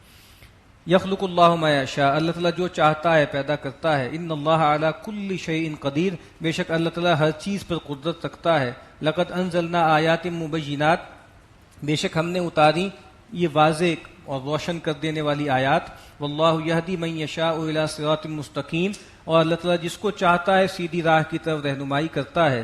ویقولون آمنا باللہ وبالرسول، اور یہ کہتے ہیں کہ ہم ایمان لائے اللہ پر اور رسول پر۔ واطعنا، اور ہم نے تو اطاعت قبول کی۔ ثم یتولی فریق منہم من بعد ذلک، اور پھر ان میں سے ایک گروہ اس کے بعد پھر جاتا ہے، روگردانی کرتا ہے۔ وما اولئک بالمؤمنین، اور یہ ایمان لانے والے نہیں ہیں۔ اب یہاں منافقین کا تذکرہ ہے۔ وَإِذَا دُعُوا إِلَى اللَّهِ وَرَسُولِهِ لِيَحْكُمَ بَيْنَهُمْ، اور جب ان کو اللہ اس کے رسول کی طرف بلایا جاتا ہے کہ وہ ان کے درمیان فیصلہ کر دیں۔ اذا فریق منہم معرضون، تو ان میں سے ایک گروہ ایسا ہے جو اعراض کرتا ہے، منہ موڑتا ہے۔ وَإِن يَكُن لَّهُمُ الْحَقُّ يَأْتُوا إِلَيْهِ مُذْعِنِينَ، اور اگر ان کا حق بنتا ہو، ان کے لیے ان کے حصے کی کوئی چیز بنتی ہو، تو وہ چلے آئیں گے آپ کے پاس قبول کرتے ہوئے۔ یعنی اگر ان کو معلوم ہو نا کہ ہمارے حق میں فیصلہ ہوگا اور ہمیں یہاں سے کوئی مال اسباب ملے گا، تو بڑی اطاعت کرتے ہوئے آتے ہیں۔ افی قلوبہم مرض ام ارتابوا، کیا ان کے دلوں میں کوئی روگ ہے یا یہ دھوکے میں پڑے ہوئے ہیں؟ ام یخافون ان یحیف اللہ علیہم ورسولہ، کیا ان کو اندیشہ ہے کہ اللہ اس کے رسول ان سے بے انصافی کریں گے؟ کیوں نہیں آتے اللہ کے رسول کے پاس فیصلہ کروانے؟ کیا خیال ان کا یہ ہے کہ رسول اللہ صلی اللہ علیہ وسلم ان کے ساتھ ظلم کریں گے، زیادتی کریں گے؟ بل اولئک هم الظالمون، بلکہ یہی لوگ ظالم ہیں۔ انما كان قول المؤمنین اذا دعوا الى اللہ ورسولہ لیحکم بینہم ان یقولوا سمعنا واطعنا، اہل ایمان جب ان کو پکارا جاتا ہے اللہ کی طرف اور اس کے رسول کی طرف کہ رسول ان کے درمیان فیصلہ کر دیں، ان کی بات تو بس یہ ہوتی ہے کہ ہم نے سنا اور ہم نے اطاعت کی. جس کو قرآن مجید کہتا ہے ما کان لہم الخیرہ، ان کے پاس اس کے علاوہ کوئی چوائس ہی نہیں ہے، بس ان کے پاس ایک ہی آپشن ہے کہ وہ یہ کہیں کہ ہم نے سنا اور ہم نے اطاعت کی. وَأُولَٰئِكَ هُمُ الْمُفْلِحُونَ، اور یہی لوگ ہیں جو فلاح پانے والے ہیں. وَمَن يُطِعِ اللَّهَ وَرَسُولَهُ وَيَخْشَ اللَّهَ وَيَتَّقْهِ فَأُولَٰئِكَ هُمُ الْفَائِزُونَ، اور جو کوئی بھی اللہ اس کے رسول کی اطاعت کرے گا اور اللہ سے ڈرتا رہے گا اور بچ بچ کے زندگی بسر کرے گا تو یہی لوگ ہیں جو مراد کو پہنچنے والے ہیں. وَأَقْسَمُوا بِاللَّهِ جَهْدَ أَيْمَانِهِمْ لَئِنْ أَمَرْتَهُمْ لَيَخْرُجُنَّ، اور یہ اللہ کی قسمیں کھاتے ہیں بہت تاکید سے، بہت زور لگا کر کہ اگر آپ ان کو حکم دیں گے تو یہ سب چھوڑ چھاڑ کے آپ کے ساتھ نکل کھڑے ہوں گے. قُل لَا تُقْسِمُوا، اے نبی ان سے کہیے قسمیں نہ کھاؤ. طاعتم معروفہ، بھلے طریقے سے اطاعت کرو، یعنی جو کہنا ہے وہ عمل کر کے دکھاؤ، اس طرح کی باتیں نہ بناؤ اور قسمیں نہ کھاؤ. ان اللہ خبیر بما تعملون، بے شک جو تم عمل کرتے ہو اللہ اس سے باخبر ہے. قل اطیعوا اللہ واطیعوا الرسول، اے نبی فرما دیجئے اطاعت کرو اللہ کی اور اطاعت کرو رسول کی. فإن تولوا، پس اگر تم نے روگردانی کی، فإنما علیہ ما حمل وعلیکم ما حملتم، تو بے شک نبی پر ذمہ داری اس کی ہے جو بوجھ اس سے اٹھوایا گیا، اور تم پر ذمہ داری وہ ہے جو تم سے اٹھوائی گئی. ہر ایک کی الگ الگ ذمہ داری ہے. یعنی نبی سے پوچھا جائے گا کہ آپ نے دین پہنچا دیا یا نہیں پہنچایا، اور تم سے پوچھا جائے گا تم نے دین کے تقاضوں پہ عمل کیا یا نہیں کیا. وَإِن تُطِيعُوهُ تَهْتَدُوا، لیکن اگر تم نبی کی اطاعت کرو گے تو تم راہیاب ہو جاؤ گے. وَمَا عَلَى الرَّسُولِ إِلَّا الْبَلَاغُ الْمُبِينُ، اور ہمارے رسول کے ذمے نہیں ہے مگر کھول کر واضح طور پر پہنچا دینا. وعد اللہ الذین آمنوا منکم وعملوا الصالحات، اللہ تعالیٰ نے وعدہ کیا ہے تم میں سے ان لوگوں سے جو ایمان لائیں اور نیک اعمال کریں. لَيَسْتَخْلِفَنَّهُمْ فِي الْأَرْضِ، کہ وہ ضرور بضرور ان کو زمین میں خلافت دے گا. كَمَا اسْتَخْلَفَ الَّذِينَ مِن قَبْلِهِمْ، جیسا کہ اس نے حاکم بنایا تھا ان لوگوں کو جو ان سے پہلے تھے. وَلَيُمَكِّنَنَّ لَهُمْ دِينَهُمُ الَّذِي ارْتَضَىٰ لَهُمْ، اور ضرور اللہ تعالیٰ ان کے اس دین کو تمکن دے گا، جماؤ دے گا جس کو اس نے ان کے لیے پسند کیا ہے. وَلَيُبَدِّلَنَّهُم مِّن بَعْدِ خَوْفِهِمْ أَمْنًا، اور وہ ضرور بضرور بدل دے گا ان کی خوف کی حالت کے بعد امن سے، یعنی امن سے خوف کی حالت کو بدل دے گا. یعنی یہ وعدہ ہے اہل ایمان سے ہر دور میں ہے کہ ایمان اور عمل صالح کی شرط پوری کریں تو اللہ تعالیٰ زمین کی خلافت ان کو دے گا، ان کے دین کو تمکن دے گا جس کو اللہ نے ان کے لیے پسند کیا ہے. اور پھر ظاہری بات ہے کوئی خوف نہیں ہوگا. ظاہری بات ہے جبر کا نظام ہے، فتنے کا نظام ہے. اللہ کی بندگی ہر حالت میں کرنی ہے اور ہر حالت میں کی جا سکتی ہے، لیکن اگر حالات جبر کے ہوں، شرک کے ہوں، کفر کے ہوں، فتنے کے ہوں تو بہت مشکل ہو جاتا ہے. لیکن کہا کہ ایسے حالات پیدا ہو جائیں گے کہ بے خوف ہو کر ایک اللہ ہی کی بندگی کریں گے. پھر کیا ہوگا؟ یعبدوننی لا یشرکون بی شیئا، اور پھر وہ میری ہی بندگی کریں گے اور میرے ساتھ کسی کو شریک نہیں ٹھہرائیں گے. ومن کفر بعد ذلک فاولئک هم الفاسقون، اور جو اس سب کے بعد بھی ناشکری کرے، کفر کا رویہ اختیار کرے تو یہی لوگ فاسق ہیں، نافرمان ہیں. یعنی اگر دین کو تمکن حاصل ہو گیا، دین کو غلبہ حاصل ہو گیا، نیک صالحین کی حکومت قائم ہو گئی، ایسے حالات میں بھی کوئی بندگی سے احتراز کرے، کوتاہی کرے اور کفر پر اڑا رہے تو یہی لوگ ہیں جو نافرمان ہیں. وَأَقِيمُوا الصَّلَاةَ وَآتُوا الزَّكَاةَ، اور نماز قائم کرو اور زکوٰۃ ادا کرو. وَأَطِيعُوا الرَّسُولَ لَعَلَّكُمْ تُرْحَمُونَ، اور رسول کی اطاعت کرو تاکہ تم پر رحم کیا جائے. لَا تَحْسَبَنَّ الَّذِينَ كَفَرُوا مُعْجِزِينَ فِي الْأَرْضِ وَمَأْوَاهُمُ النَّارُ، وہ لوگ جنہوں نے کفر کیا ہے وہ یہ مت گمان کریں کہ وہ تھکا دیں گے ہمیں زمین میں، یعنی زمین میں تھکا دیں گے. وَمَأْوَاهُمُ النَّارُ، اور ان کا ٹھکانہ جہنم ہے. وَلَبِئْسَ الْمَصِيرُ، اور وہ بہت ہی بری جگہ ہے، بہت ہی برا ٹھکانہ ہے. اب دوبارہ سے جو گھر میں کچھ جو ہے آداب ہیں، اجازت وغیرہ کے، اس کا ذکر ہے. یا ایھا الذین آمنوا لیستأذنکم الذین ملکت ایمانکم والذین لم یبلغوا الحلم منکم ثلاث مرات، اے وہ لوگوں جو ایمان لائے ہو چاہیے کہ تم سے اجازت طلب کریں وہ لوگ جو تمہارے ملک کے زمین ہیں، غلام اور لونڈیاں، اور وہ بچے جو ابھی بلوغت کی عمر کو نہیں پہنچے تم سے 3 موقعوں پر. یعنی ایک تو یہ ہے نا کہ جو بڑے ہیں اور نامحرم ہیں ان کو تو ہر وقت اجازت لے کے اندر آنا ہے، لیکن چونکہ جو ہے یہ ملازمین ہیں، ان کا آنا جانا لگا رہتا ہے، چھوٹے بچے ہیں وہ ہر کسی بھی وقت آ سکتے ہیں، لیکن 3 موقعوں پر ان کو بھی اجازت لینی ہے. وہ تمہارے خاص پرائیویسی کے اوقات ہیں، ان میں نابالغ بچے بھی اور یہ غلام اور لونڈیاں یہ بھی اجازت لیں گے.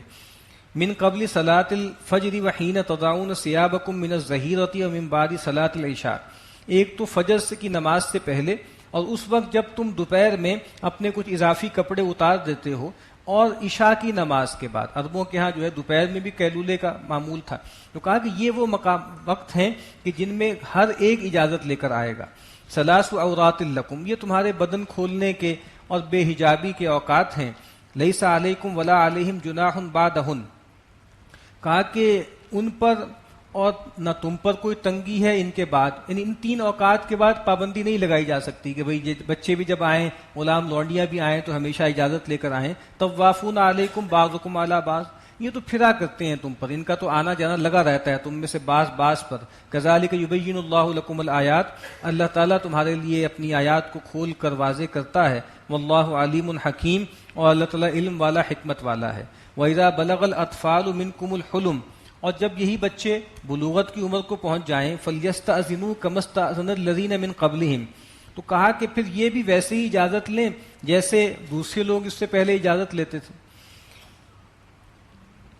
کذالک یبین اللہ لکم آیاتہ، اسی طریقے سے اللہ تعالیٰ کھول کر سناتا ہے تمہیں اپنی آیات. واللہ علیم حکیم، اور اللہ تعالیٰ علم والا حکمت والا ہے. والقواعد من النساء اللاتی لا یرجون نکاحا فلیس علیہن جناح ان یضعن ثیابہن غیر متبرجات بزینہ، اور کہا کہ وہ خواتین جو بیٹھ رہی ہیں اور جو گھروں میں بیٹھ گئی ہیں اور جن کو اب نکاح کی کوئی امید نہیں ہے، ایسی عمر کو پہنچ گئی ہیں کہ جس میں اس طرح کی خواہش جو ہے وہ ختم ہو جاتی ہے، فلیسا، تو اب کوئی الزام نہیں ہے ان پر کہ وہ اپنے اضافی کپڑے اتار رکھیں، یعنی کپڑے پہنے لیکن اوپر کوئی اضافی چادر یا کوئی دوپٹہ، اس سے ان کو ایگزمپٹ کیا جا سکتا ہے.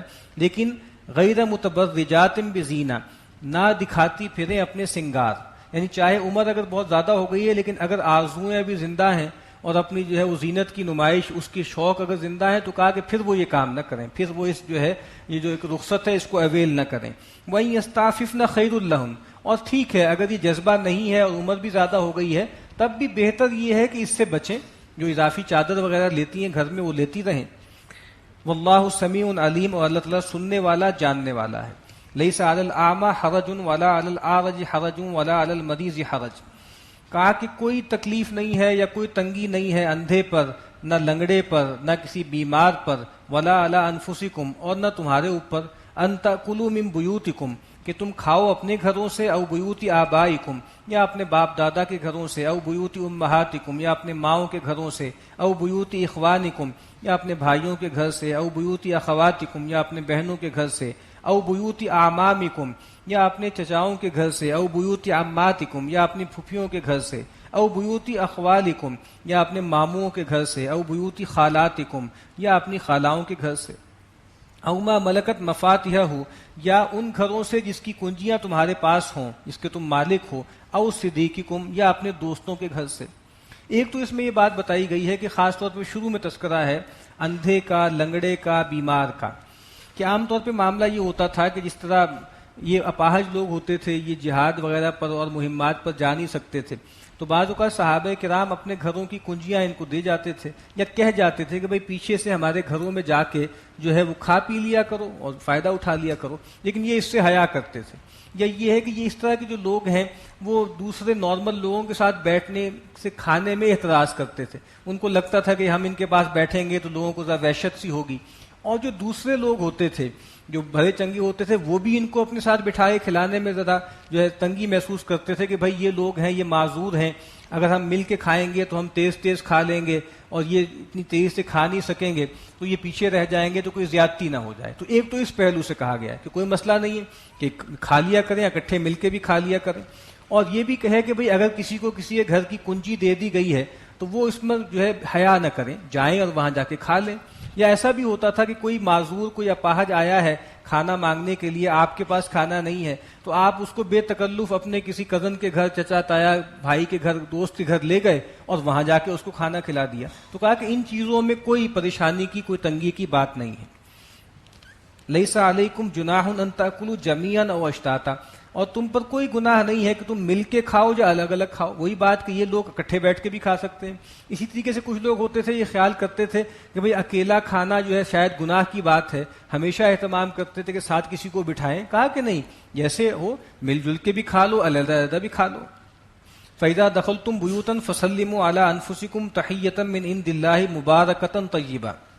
تو جب تم داخل ہو گھروں میں تو اپنے اوپر ایک دوسرے کو سلام کرو اس گریٹنگ کے ذریعے جو اللہ کی طرف سے ہے اور بہت برکت والی اور بہت پاکیزہ ہے. یعنی اللہ نے جو تمہیں تحیت کا طریقہ بتایا ہے وہ کیا ہے؟ السلام علیکم ورحمۃ اللہ وبرکاتہ. تو کہا کہ ان پاکیزہ الفاظ کو استعمال کرو، خود ساختہ الفاظ جو ہے وہ استعمال نہ کرو. کذالک یبین اللہ لکم الآیات لعلکم تعقلون. اللہ تعالیٰ اسی طرح تمہارے لیے اپنی آیات کو کھول کر بیان کرتا ہے تاکہ تم عقل سے کام لو. انما المؤمنون الذین آمنوا باللہ ورسولہ. حقیقی اہل ایمان تو وہ ہیں جو ایمان لائے اللہ پر، اس کے رسول پر. وَإِذَا كَانُوا مَعَهُ عَلَىٰ أَمْرٍ جَامِعٍ. اور جب وہ ان کے ساتھ کسی اجتماعی کام میں ہوں، عید کی نماز ہے، جمعے کی نماز ہے، کوئی جہاد کا معاملہ ہے، کوئی اور مہم ہے. لم یذهبوا. تو وہ نہیں جاتے حتی یستأذنوا، یہاں تک کہ نبی سے اجازت نہ لے لیں. ان الذین یستأذنونک اولئک الذین یؤمنون باللہ ورسولہ. بے شک وہ لوگ کہ جو آپ سے اجازت طلب کرتے ہیں یہی لوگ ہیں جو حقیقی معنوں میں اللہ پر، اس کے رسول پر ایمان رکھتے ہیں. یعنی وہ ڈسپلن کے اندر رہتے ہیں اور اگر کہیں ضرورت سے جانا بھی ہو تو رسول سے پوچھ کے جاتے ہیں. فَإِذَا اسْتَأْذَنُوكَ لِبَعْضِ شَأْنِهِمْ فَأْذِن لِمَنْ شِئْتَ مِنْهُمْ وَاسْتَغْفِرْ لَهُمُ اللَّهُ. اور اے نبی اگر یہ آپ سے اپنے کسی خاص معاملے کی وجہ سے کسی کام کے لیے اجازت طلب کریں تو جن کو چاہیں آپ اجازت دے دیں. یعنی ضروری نہیں ہے کہ آپ ان کے اذن کو اور استئذان کو قبول کریں، جس کو چاہیں اجازت دیں، جس کو چاہیں روک لیں. اور پھر وَاسْتَغْفِرْ لَهُمُ اللَّهُ. لیکن اللہ سے ان کے لیے مغفرت بھی طلب کریں، کیونکہ بہرحال اگر آپ ان کو اجازت دے بھی دیں تو اس کا مطلب کیا ہے کہ انہوں نے کسی اور کام کو اس کام پہ ترجیح دی. رسول اللہ صلی اللہ علیہ وسلم کی صحبت اور دین کے اجتماعی کام پر اپنے کسی ذاتی کام کو ترجیح دی تو ٹھیک ہے، اس کی اجازت ہے، لیکن بہرحال ایک کوتاہی انہوں نے کی ہے، اس کے لیے اللہ سے استغفار کیجیے. ان اللہ غفور الرحیم. بے شک اللہ تعالیٰ بخشنے والا، رحم کرنے والا ہے. لا تجعلوا دعاء الرسول بینکم کدعاء بعضکم بعضا. دیکھو رسول کے پکارنے کو آپس میں ایک دوسرے کے پکارنے پر قیاس مت کرو، اس کے برابر مت کرو. اس کے کئی مطلب ہیں. ایک مطلب تو یہ ہے کہ رسول اگر تمہیں بلائیں کسی کام کے لیے تو اس کو ایزی نہ لو. یہ مت خیال کرو کہ دوست یار بلا رہے ہیں، چاہے تو پکار پر لبیک کہیں چاہے نہ جائیں. نہیں، کہا کہ رسول کسی کام کے لیے پکارتے ہیں تو تمہارے پاس آپشن کوئی نہیں ہے، ضرور جاؤ. اور اس میں یہ بھی ہے کہ اگر خدا نہ خواستہ رسول تم سے ناراض ہو جائیں اور رسول دعا علی یعنی تم پر کوئی بد دعا کریں تو کہا کہ اس کو بھی عام نہ سمجھنا. رسول جس کے خلاف بد دعا کر دیں وہ بھی شخص ہلاک ہو گیا. اور ایک تیسرا مطلب اس کا یہ بھی ہے کہ رسول کو پکارنا ایسے نہ پکارو جیسے تم آپس میں ایک دوسرے کو پکارتے ہو. اس طرح سورہ حجرات کے شروع میں آئے گا کہ وَلَا تَرْفَعُوا أَصْوَاتَكُمْ فَوْقَ صَوْتِ النَّبِيِّ وَلَا تَجْهَرُوا لَهُ بِالْقَوْلِ كَجَهْرِ بَعْضِكُمْ بَعْضًا. اس طرح اونچی آواز میں ایک دوسرے سے بات کر لیتے ہو، اونچی آواز میں ایک دوسرے کو پکار لیتے ہو، نام لے کے مخاطب کر لیتے ہو. رسول کو ایسے مت پکارو. قَدْ يَعْلَمُ اللَّهُ الَّذِينَ يَتَسَلَّلُونَ مِنكُمْ لِوَاظًا. بے شک اللہ تعالیٰ جانتا ہے خوب تم میں سے کون ہیں کہ جو کھسک جاتے ہیں، یعنی نظر بچا کے کھسک جاتے ہیں بغیر اجازت لیے. فَلْيَحْذَرِ الَّذِينَ يُخَالِفُونَ عَنْ أَمْرِهِ أَن تُصِيبَهُمْ فِتْنَةٌ أَوْ يُصِيبَهُمْ عَذَابٌ أَلِيمٌ. تو ڈرنا چاہیے ان لوگوں کو جو نبی کی مخالفت کرتے ہیں، اس کے امر کے خلاف کرتے ہیں، کہ کہیں وہ کوئی مصیبت نہ ان پہ آ پڑے، کوئی فتنے کا شکار نہ ہو جائیں یا کوئی دردناک عذاب نہ ان پر آ جائے. اب ظاہر بات ہے یہ خاص کانٹیکسٹ میں آیت ہے لیکن یہ عام ہے. ہم سب کو بھی اپنے گریبانوں میں جھانکنا چاہیے کہ کن کن معاملات میں ہم رسول اللہ صلی اللہ علیہ وسلم کی نافرمانی کر رہے ہیں، ان کے امر کی خلاف ورزی کر رہے ہیں. تو کہا کہ ڈرنا چاہیے ان لوگوں کو کہ جو مسلسل رسول کی نافرمانی کر رہے ہیں کہ کہیں ان پر کوئی آزمائش فتنہ نہ آ جائے یا کسی دردناک عذاب کا شکار نہ ہو جائے. رسول اللہ صلی اللہ علیہ وسلم نے فرمایا کہ جعل الذلۃ والصغار علی من خالف امری. جو شخص میرے معاملے کی، میرے حکم کی نافرمانی کرے گا، مخالفت کرے گا، اس پہ ذلت اور چھوٹا پن تھوپ دیا گیا، لکھ دیا گیا. الا ان للہ ما فی السماوات والارض. آگاہ ہو جاؤ بے شک جو کچھ کے آسمانوں میں ہے اور جو کچھ زمین میں ہے وہ اللہ ہی کا ہے، اللہ ہی کی ملک ہے. قد یعلم ما انتم علی. اس وقت بھی جس حال میں تم ہو اللہ خوب جانتا ہے اس کو. ویوم یرجعون الیہ. اور جب تم اس کے پاس لوٹ کے جاؤ گے اس وقت بھی وہ تمہارا سارا کچا چھٹا اس سے واقف ہے. فینبئہم بما عملوا. تو جو کچھ تم عمل کرتے رہے ہو اللہ تمہیں جتلا دے گا، تم پہ واضح کر دے گا. واللہ بکل شیء علیم. اور جو کچھ بھی یہ کرتے ہیں اللہ تعالیٰ ہر چیز کا علم رکھتا ہے. سورۃ الفرقان مکیہ. بسم اللہ الرحمن الرحیم. یہ سورہ فرقان ہے، مکی صورت ہے۔ تبارک الذی نزل الفرقان علی عبدہ لیکون للعالمین نذیرا، بہت بابرکت فیض رساں ہے وہ ہستی جس نے اپنے بندے صلی اللہ علیہ وسلم پر ہی الفرقان اتارا، قرآن مجید اتارا، حق و باطل میں تمیز کرنے والا کلام اتارا۔ کیوں؟ لیکون للعالمین نذیرا، تاکہ وہ ہو جائے تمام جہان والوں کے لیے خبردار کرنے والا۔ رسول اللہ صلی اللہ علیہ وسلم کی جو بعثت ہے وہ تمام انسانوں کی طرف ہے۔ آپ نے فرمایا کہ مجھے باقی انبیاء پر جو خصوصیتیں دی گئی ہیں ان میں سے ایک یہ بھی ہے کہ باقی تمام لوگوں کو ایک متعین قوم کی طرف مبعوث کیا گیا، جبکہ مجھے تمام انسانوں کی طرف مبعوث کیا گیا۔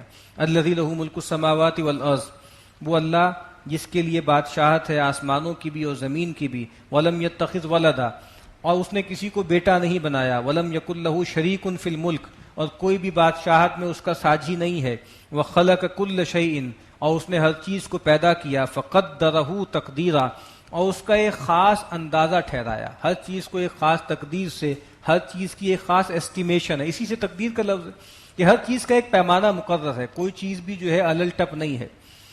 واتخذوا من دونہ آلہہ، اور ان لوگوں نے اللہ کو چھوڑ کے اور معبود بنا رکھے ہیں۔ لا یخلقون شیئا، جو کچھ بھی پیدا نہیں کرتے، وہم یخلقون، بلکہ ان کو پیدا کیا گیا ہے، وہ خود مخلوق ہیں۔ ولا یملکون لانفسہم ضرا ولا نفعا، اور وہ تو اپنی ذات کے بارے میں بھی کسی نفع اور نقصان کا اختیار نہیں رکھتے۔ ولا یملکون موتا ولا حیاتا ولا نشورا، اور وہ اختیار نہیں رکھتے نہ مرنے پر، نہ جینے پر، اور نہ دوبارہ جی اٹھانے پر۔ اللہ تو وہ ہے جس نے انسانوں کو پیدا کیا، وہی ہے جو انسانوں کو مارے گا، اور وہی ہے جو ان کو دوبارہ سے کھڑا کر دے گا۔ تو کہا کہ ان کے جھوٹے معبود ان میں سے کچھ بھی نہیں کرتے۔ وقال الذین کفروا ان ھذا الا افک افتراہ، اور کہا ان لوگوں نے، انہوں نے کفر کیا کہ یہ نہیں ہے مگر ایک جھوٹ، ایک طوفان ہے جو انہوں نے خود سے گھڑ لیا ہے۔ وَأَعَانَهُ عَلَيْهِ قَوْمٌ آخَرُونَ، اور اس پر ان کی مدد کی ہے کچھ اور لوگوں نے، اہل کتاب نے، کوئی یہود و نصارہ ہیں، کوئی عجمی غلام ہے جو ان کو ڈکٹیٹ کراتا ہے۔ فقط جاءوا ظلما وزورا، بے شک وہ آ گئے بہت زیادتی پر اور جھوٹ پر۔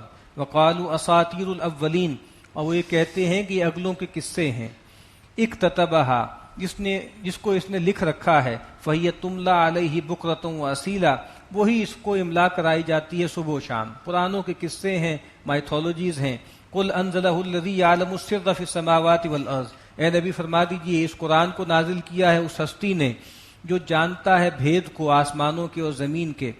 انہ کان غفور الرحیمہ، بے شک وہ بخشنے والا مہربان ہے۔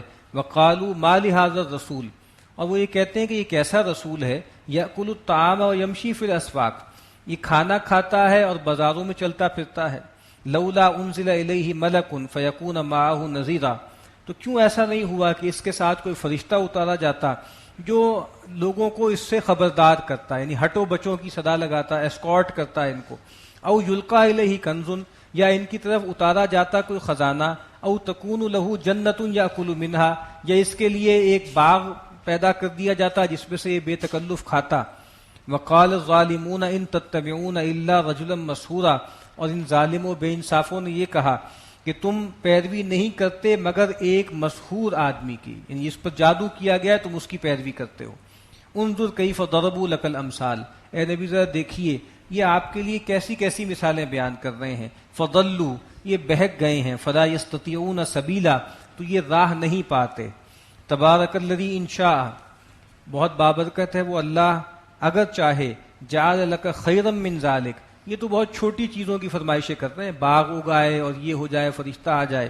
کہا کہ وہ آپ کے لیے اس سے کہیں بہتر مقرر کر دے، اور وہ کیا ہے؟ جنات تجری من تحتی الانہار، ایسے باغات جن کے نیچے بہتی ہوں گی ندیاں۔ ویجعل لک قصورا، اور بنا دے آپ کے لیے محلات۔ اللہ کے لیے کچھ مشکل نہیں ہے، لیکن اللہ تعالیٰ چاہتے ہیں کہ آزمائش برقرار رہے اور لوگ دلیل کی بنیاد پہ مانیں۔ بل کذبوا بالساعۃ، بلکہ ان لوگوں نے جھٹلایا الساعہ کو، دنیا کے خاتمے کو۔ وآتدنا لمن کذب بالساعۃ سعیرا، اور بے شک وہ جو قیامت کی تکذیب کرتے ہیں ان کے لیے ہم نے تیار کر رکھی ہے آگ، جہنم کی آگ۔ اذا رأتهم من مکان بعید، جب وہ دیکھیں گے جہنم کو دور سے، سمعوا لها تغیظا وزفیرا، تو وہ اس کو سنیں گے، اس کا جھنجھنانا اور اس کا دھاڑنا، اس کا چلانا۔ وَإِذَا أُلْقُوا مِنْهَا مَكَانًا ضَيِّقًا مُقَرَّنِينَ، اور دور سے تو سنیں گے اس کی چنگھاڑ، اس کا غیظ و غضب، اور جب اس میں ڈالا جائے گا ان کو ایک تنگ جگہ میں زنجیر ڈال کر، یعنی بالکل قید کر کے ہاتھ پاؤں باندھ کے اس کو اس قید خانے میں ڈال دیا جائے گا، دعو ہنالک ثبورا، تو وہاں پھر وہ ہلاکت اور موت کو پکاریں گے کہ بھئی ہمیں موت آ جائے، ہمیں فنا کر دیا جائے. لا تدعوا اليوم ثبورا واحدا، آج ایک تباہی، ایک بربادی، ایک موت مت پکارو. ودعوا ثبورا کثیرا، اور اب تو تمہیں بار بار بہت زیادہ موتوں کو پکارنا ہے. یہاں تو ایک مرتبہ تمہاری جان نکلے گی، دوبارہ تمہیں جان دے دی جائے گی، اور یہ کام ہوتا رہے گا. قل اذالک خیر ام جنت الخلد التی وعد المتقون، اے نبی پوچھئے کیا یہ انجام بہتر ہے یا وہ ہمیشگی کا باغ جس کا وعدہ کیا گیا ہے متقین سے. یعنی ایک انجام یہ ہے کہ جہنم میں تنگ جگہ میں قید کر کے ڈال دیا جائے اور بار بار کا وہاں مرنا ہے، اور ایک وہ جنت ہے، وہ باغ ہے جس کا وعدہ کیا گیا ہے متقین سے. کانت لہم جزاء و مصیرا، وہ ان کے لیے بدلہ بھی ہوگا اور ان کے پھرنے کی جگہ بھی ہوگی. لہم فیہا ما یشاؤون خالدین، وہاں ان کے لیے وہ کچھ ہوگا جو وہ چاہیں گے، اور یہ ہمیشہ یہ معاملہ رہے گا. کان علی ربک وعدا مسئولا، اور یہ بات آپ کے رب کے ذمے ہے، ایک ایسا وعدہ ہے کہ جس کے بارے میں سوال ہوگا. وَيَوْمَ يَحْشُرُهُمْ وَمَا يَعْبُدُونَ مِن دُونِ اللَّهِ، اور وہ دن جس دن اللہ ان سب کو جمع کرے گا اور جن کو اللہ کے سوا یہ پوچھتے ہیں ان کو بھی جمع کرے گا. فَيَقُولُ أَأَنْتُمْ أَضْلَلْتُمْ عِبَادِي هَؤُلَاءِ أَمْ هُمْ ضَلُّوا السَّبِيلَ، تو ان سے پوچھے گا جن کو یہ معبود بناتے تھے، کیا تم نے میرے بندوں کو گمراہ کیا یا یہ خود راہ سے بھٹک گئے تھے. قالوا سبحانک، یعنی فرشتوں سے، اولیاء سے، انبیاء سے پوچھے گا. قالوا سبحانک، وہ کہیں گے اے اللہ تو پاک ہے. ما کان ینبغی لنا ان نتخذ من دونک من اولیاء، ہمارے لیے ممکن ہی نہیں تھا، ہمارے شایان ہی نہیں تھا کہ ہم تجھے چھوڑ کر کسی کو اپنا ولی یا دوست بناتے. ولکن متعتہم وآباءہم، بلکہ ہوا کیا کہ تو نے ان کو اور ان کے آباء و اجداد کو دنیا میں برتنے کا سامان دیا. حتی نسوا الذکر، یہاں تک کہ یہ یاد کو بھلا بیٹھے. وَكَانُوا قَوْمًا بُورًا، اور یہ لوگ تھے ہی تباہ ہونے والے. فَقَدْ كَذَّبُوكُمْ بِمَا تَقُولُونَ، تو جو کچھ تم یہ کہتے ہو تمہیں یہ جھٹلا چکے، تمہاری تکذیب کر چکے. فَمَا تَسْتَطِيعُونَ صَرْفًا وَلَا نَصْرًا، تو تمہیں اب نہ لوٹا سکتے ہیں اور نہ تمہاری مدد کر سکتے ہیں. یعنی کہا کہ بھئی جن پر تمہیں آسرا تھا، جن پہ بھروسہ تھا، وہی تمہارا انکار کر رہے ہیں. وَمَن يَظْلِم مِّنكُمْ نُذِقْهُ عَذَابًا كَبِيرًا، اور جو کوئی بھی تم میں سے ظلم کرے گا ہم اس کو ایک بڑا عذاب چکھائیں گے. وَمَا أَرْسَلْنَا قَبْلَكَ مِنَ الْمُرْسَلِينَ، اور نہیں ہم نے آپ سے پہلے بھیجا رسولوں میں سے کسی کو. إِلَّا إِنَّهُمْ لَيَأْكُلُونَ الطَّعَامَ وَيَمْشُونَ فِي الْأَسْوَاقِ، مگر یہ کہ وہ بھی کھانے کھاتے تھے اور بازاروں میں چلتے تھے. جو پہلے کہا نا مالی حاضر رسول، اس کا جواب دیا جا رہا ہے. وَجَعَلْنَا بَعْضَكُمْ لِبَعْضٍ فِتْنَةً، اور ہم نے ان میں سے بعض کو بعض کے لیے آزمائش بنا دیا. اتصبرون، تو اہل ایمان کیا تم اس آزمائش پہ پورے اترو گے، کیا ثابت قدم رہو گے. وَكَانَ رَبُّكَ بَصِيرًا، اور آپ کا رب اس کو دیکھتا ہے. ایک رکوع اور پڑھ لیتے ہیں. وَقَالَ الَّذِينَ لَا يَرْجُونَ لِقَاءَنَا، اور کہا ان لوگوں نے جو ہماری ملاقات کی امیدوار نہیں ہے، جو ہم سے ملنے کی امید نہیں رکھتے. لولا انزل علینا الملائکۃ او نرى ربنا، کیوں نہیں ہمارے اوپر فرشتوں کو اتارا جاتا یا ہم کھلی آنکھوں سے اپنے رب کو دیکھ لیتے. بھئی فرشتے آ جائیں، اللہ تعالیٰ آ جائیں تو ہم کھلی آنکھ سے دیکھ لیں. لقد استکبروا فی انفسہم، انہوں نے اپنے جی میں بڑا تکبر کیا. واتوا عتوا کبیرا، اور سر چڑھے اور بہت بڑی سرکشی کی. ویوم یرون الملائکۃ لا بشری یومئذ للمجرمین ویقولون حجرا مہجورا، وہ دن کہ جس دن یہ فرشتوں کو دیکھیں گے اس دن ان کے لیے کوئی خیر کی خبر نہیں ہوگی، کوئی بشارت نہیں ہوگی، کیونکہ فرشتے تو اللہ کا عذاب لے کر آتے ہیں، فیصلہ لے کر آتے ہیں. تو اس دن ان مجرموں کے لیے کوئی بشارت نہیں ہوگی، اور اس دن وہ کہیں گے کہ اس عذاب سے کوئی اوٹ ہو جائے، کوئی جو ہے پناہ مل جائے، کوئی آڑ ہو جائے. وَقَدِمْنَا إِلَىٰ مَا عَمِلُوا مِنْ عَمَلٍ، اور جو کچھ انہوں نے دکھاوے کے اعمال کیے ہوں گے ہم اس کی طرف بڑھیں گے. فَجَعَلْنَاهُ هَبَاءً مَنْثُورًا، ہم اس کو کر دیں گے اڑتی ہوئی خاک، بالکل ایک ڈھیلے کا وزن ان کا نہیں ہوگا. اصحاب الجنت یومئذ خیر مستقرا واحسن مقیلا، جو جنت والے ہیں یہ وہی بات ہے جو ابھی پیچھے پڑ چکے ہیں. وہ سراب ہوگی، کوئی اس کی حقیقت نہیں ہوگی. اللہ کے ہاں جب پہنچیں گے تو اللہ ان کا حساب کر دے گا. اصحاب الجنت یومئذ خیر مستقرا واحسن مقیلا، تو جنت والے اس دن بہتر ٹھکانے میں ہوں گے اور بہت اچھی آرام گاہوں میں ہوں گے جہاں پہ وہ قیلولہ کریں گے. وَيَوْمَ تَشَقَّقُ السَّمَاءُ بِالْغَمَامِ، اور جس دن آسمان پھٹ جائے گا بدلیوں سے، وَنُنَزِّلُ الْمَلَائِكَةُ تَنزِيلًا، اور اتارے جائیں گے فرشتے پے در پے، آسمان پھٹ جائے گا اور فرشتے تار لگائے آئیں گے۔ الملک یومئذ الحق للرحمن، آج کے دن ساری بادشاہی، سچی بادشاہی رحمان کے لیے۔ اس وقت بھی رحمان کی بادشاہی ہے، تکوینی طور پر جو ہے اسی کا حکم چل رہا ہے، لیکن اس وقت چونکہ اختیار دیا ہے انسانوں کو اور جنات کو، تو لوگ اپنی اپنی بادشاہت، اس کے تخت بھی جو ہے جما لیتے ہیں، لیکن اس دن سارا اختیار ختم ہو جائے گا، اللہ کے ہاتھ میں کل اختیار ہوگا۔ وَكَانَ يَوْمًا عَلَى الْكَافِرِينَ عَسِيرًا، اور وہ دن کافروں پر بہت سخت ہوگا، بہت مشکل ہوگا۔ وَيَوْمَ يَعُضُّ الظَّالِمُ عَلَى يَدَيْهِ، اور وہ دن کہ جس دن یہ ظالم اپنی انگلیاں کاٹیں گے اور گویا بہت ہی حسرت کریں گے، یقول یا لیتنی، وہ کہیں گے اے کاش کہ اتخذت مع الرسول سبیلا، کہ میں نے رسول کے ساتھ راہ پکڑ لی ہوتی، رستہ اختیار کر لیا ہوتا، رسول کی بات مان لی ہوتی۔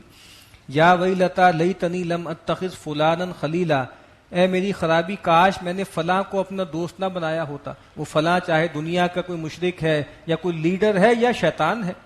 لقد اضلنی عن الذکر بعد اذ جاءنی، اس نے تو مجھے بہکا دیا تھا اس یاد دہانی سے، اس نصیحت سے، اس قرآن سے، اس کے بعد کہ جب وہ میرے پاس آئی۔ وکان الشیطان للانسان خذولا، اور شیطان تو انسان کو بہت ہی دغا دینے والا ہے، وہ انسان کو ابھارتا ہے، دھوکہ دیتا ہے اور عین وقت پر جو ہے پیٹھ دکھا دیتا ہے۔ وقال الرسول، اور رسول نے کہا یا رسول کہیں گے، یا ربی، اے میرے رب، ان قوم اتخذوا ھذا القرآن مہجورا، کہ میری اس قوم نے اس قرآن کو ایک چھوڑی ہوئی چیز بنا دیا، ایک متروک چیز بنا دیا۔ اب ظاہری بات ہے، ایک تو وہ لوگ ہیں جو مشرکین ہیں، جنہوں نے قرآن کو چھوڑ دیا، اس کا انکار کر دیا، اس کی تکذیب کر دی، لیکن ہجر قرآن جو ہے اس کی اور بھی شکلیں ہیں۔ حافظ ابن قیم علیہ الرحمہ نے فرمایا کہ اس کی کئی شکلیں ہیں۔ ایک ہجران قرآن مجید کا کیا ہے کہ اس کو سنا نہ جائے، اس کی طرف کان نہ لگائے جائیں، اس پہ توجہ نہ کی جائے۔ دوسرا ہجر اس کا کیا ہے کہ اس کو حکم نہ بنایا جائے، اس کے مطابق عمل نہ کیا جائے۔ پھر ایک اور ہجران کیا ہے کہ اس پہ تدبر نہ کیا جائے، اس پہ غور و فکر نہ کیا جائے۔ پھر فرماتے ہیں ایک اور ہجران اس کا کیا ہے کہ اس کے مطابق اپنی باطنی بیماریوں کا علاج نہ کیا جائے۔ التداوی والاستشفاء بالقرآن، قرآن مجید کے ذریعے دوا دارو کرنا اور شفا کرنا باطنی امراض، کینہ، حسد، بغض، اس کا علاج نہ کرنا۔ تو کہتے ہیں سارے قرآن مجید کے ہجران میں شامل ہیں، اس کو سننا نہ، اس کو پڑھنا نہ، اس پہ عمل نہ کرنا، اس کو حکم نہ بنانا، اس کو اپنی باطنی بیماریوں کے علاج کے لیے استعمال نہ کرنا۔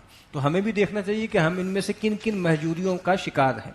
وَكَذَلِكَ جَعَلْنَا لِكُلِّ نَبِيٍّ عَدُوًّا مِّنَ الْمُجْرِمِينَ، اور اسی طریقے سے ہم نے بنا دیے ہیں ہر نبی کے لیے کچھ دشمن، مجرمین میں سے بڑے بڑے دشمن ہیں جو مقابل میں کھڑے ہو جاتے ہیں۔ وَكَفَىٰ بِرَبِّكَ هَادِيًا وَنَصِيرًا، اور بے شک آپ کا رب کافی ہے رہنمائی کرنے کے لیے اور مدد کرنے کے لیے۔ وقال الذین کفروا لولا نزل علیہ القرآن جملۃ واحدہ، اور وہ لوگ جنہوں نے کفر کیا وہ یہ کہتے ہیں کہ کیوں نہیں قرآن ان پہ اتارا گیا یک بارگی، ایک دم ون پیس میں کیوں نہیں اتارا گیا۔